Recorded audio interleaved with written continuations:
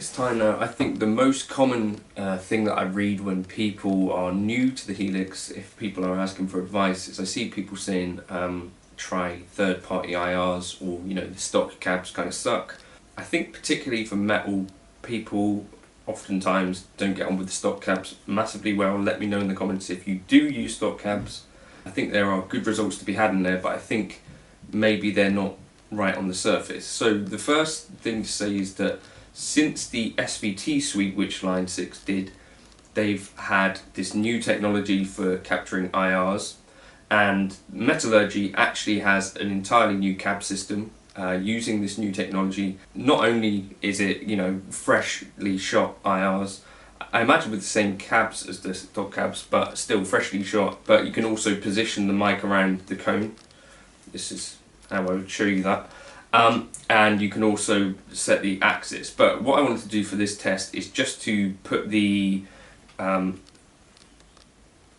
virtual microphone just right over the cone, same distances away, and I'm using a dual cab in native with the same mic choices as in Metallurgy, and just see how they sound and how they compare. And then also I'm using Plini just as like another thing, so Neural DSP Plini as something else to test the new cabs against.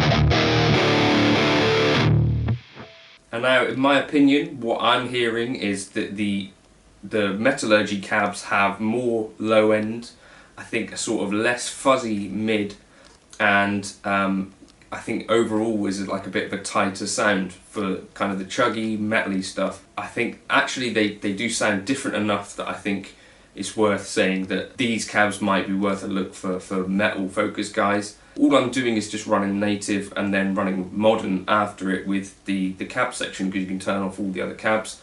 So if you wanted to try that, you could do that.